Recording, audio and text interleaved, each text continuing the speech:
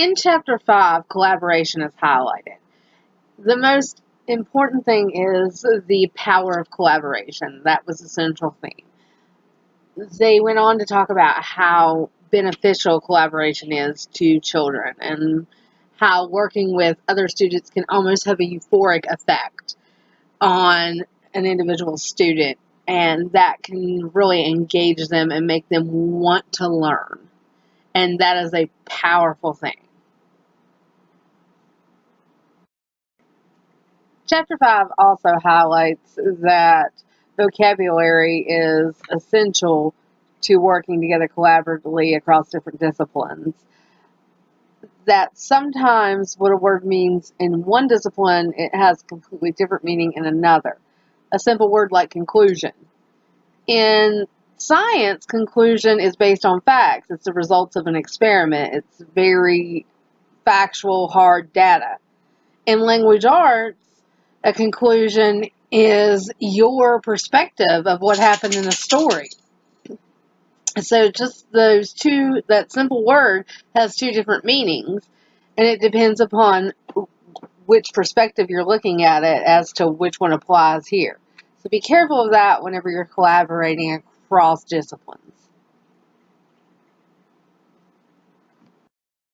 Chapter 5 goes on to talk about collaboration in every discipline. And of course, my focus being math, I read the suggestions for collaboration in the math classroom, which was reassuring to me that there's a lot of what I've already done.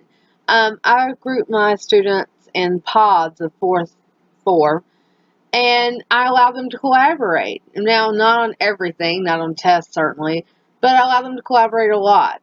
Whenever they're stuck, their first directive is to turn and talk to their partners in the group. And if the entire group cannot figure it out, then they're to reach out to the group next to them. And if everyone's stuck, then that tells me that I have not covered the material in a way that was easy for them to comprehend. And I need to go back and go over that material in a different way. Later on in the chapter, it gives you some activities that bring collaboration into your room. The first one is a student-led whole class discussion where the teacher brainstorms with the entire class on things that would lead to quality discussion points. And then the students, either individually or in pairs, actually lead a 5 to 10 minute discussion on the topics.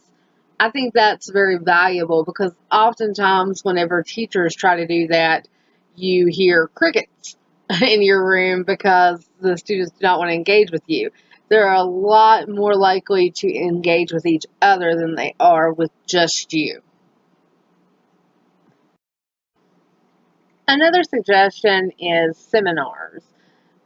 Now, this can be a broad concept, especially for elementary school children, but it's more of a formal classroom discussion.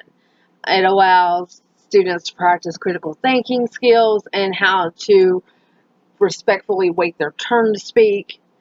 And also, it allows them to listen to the points being made by their classmates, think about those points, and then have a reasonable, rational, intelligent response to those points made by their classmates. Another strategy is to actually take your class outside of school. Take a field trip. Go out into the real world and see how your content area is applied in real life. So for math, this may look something like architecture, especially in high school.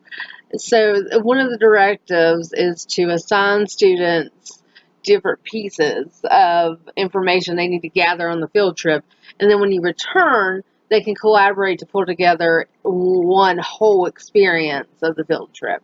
And they can share it with each other in the class or other classes they may have throughout the day. That's where the collaboration aspect comes into the field trip. Chapter 6 is the last chapter in the book, and it actually focuses on a high school in Kentucky who used discipline and literacy in every subject and actually turned their high school around. It was a failing school, and they use these methods to turn their high school around. And it started off, oddly enough, with food. They're a high school after my own heart. Everyone loves food. They had a really successful food club there, and they used that to turn it into something that was multidisciplinary, and it encompasses all kinds of different subjects. They have a gardening club that encompasses science. They have a recipe following program that utilizes math. They have a good neighbor program that actually reaches out into the community and does community service. They also have a program that involves internships, and you have to write to apply for the internship in order to be selected to tend the garden over the summer.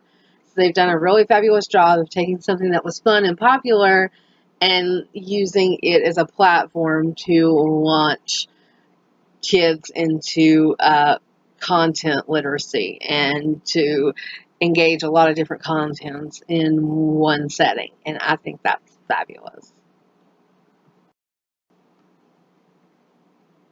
Another method that this high school in Kentucky used was called Literacy Alive. And in their language arts classes, instead of simply reading a play, they're reading the play and then acting the play out. So that has really engaged students in that they get to play their role. Each student's given a part, and if there's not enough parts in the typical play for everybody, then the students work together to create new characters that will fit into the scheme of the play they're actually reading, so everyone has a part.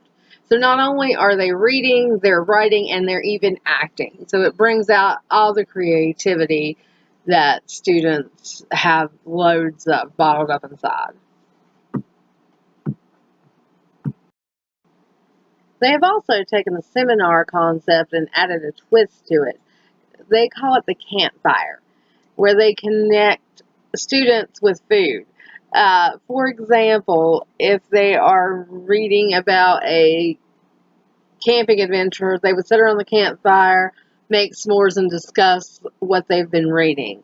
But if they were reading about beans, they would make bean salsa and sit around the campfire and eat the salsa and discuss what they've been reading. It's a more formal setting that allows the kids to really engage and connect. They feel at ease because they're eating. You never feel upset whenever you have a plate of food in your hand. So they're willing to engage and talk with their instructors and each other and provide meaningful insights and then respond to other classmates' insights on the topic at hand. These are all examples of doing. And all this doing has created for a lot of collaboration with the community, and it's really been beneficial for the children.